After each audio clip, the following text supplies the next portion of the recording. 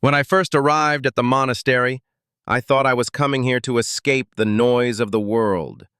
I believed silence was something outside of me, something found in remote mountains, far from city lights and busy schedules.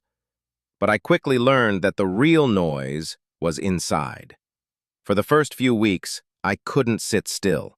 My mind was loud, racing through memories, to-do lists, regrets, plans. It was like sitting next to a waterfall of thoughts. I remember going to my teacher and asking, "When will the silence begin?"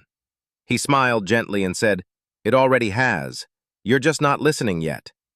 That moment stayed with me, because it led me to the one lesson that changed everything, not just in the monastery, but in life. The lesson is this: what you focus on becomes your life. It sounds simple, but it's the kind of truth that unfolds deeper the more you live it. When I focused on everything I lacked, I felt empty. When I focused on being busy, I mistook movement for meaning. But when I started to focus on the present moment, truly being here, now I found something I didn't even know I was searching for: peace. Let me tell you a story. One day, I was sweeping leaves in the courtyard. It was autumn, and they kept falling faster than I could sweep. I got frustrated. I thought, what's the point? I can't keep up. An older monk walked by and said, "You're not here to clear the courtyard. You're here to sweep." It clicked. So much of life is like that.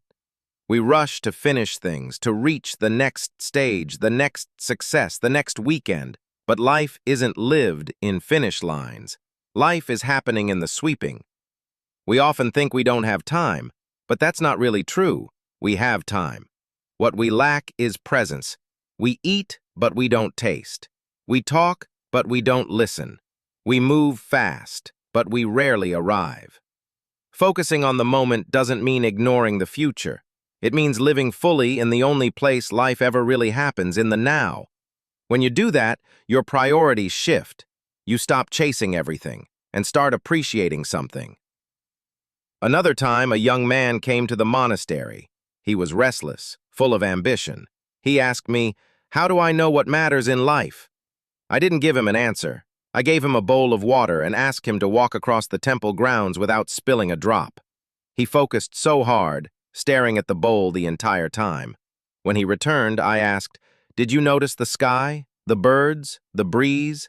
He said, "No, I was too focused." So I said, "Then you still don't know what matters.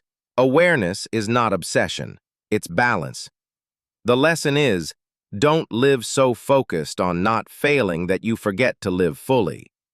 Each day, I sit in silence, not to escape the world, but to return to it with a clearer heart.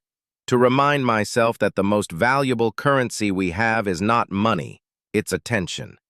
Where you place your attention is... So I ask you now, what are you focusing on? Are you pouring your attention into things that truly nourish you, your relationships, your peace of mind, your sense of purpose? Or are you distracted, endlessly scrolling through a life that's passing by?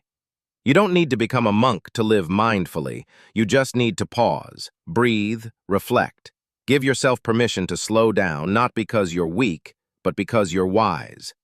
Because the one lesson that changed my life is one you can start living right now. Focus on what matters, and you'll discover what life is really about. May you walk gently, may your focus be clear, and may your life, moment by moment, become your meditation.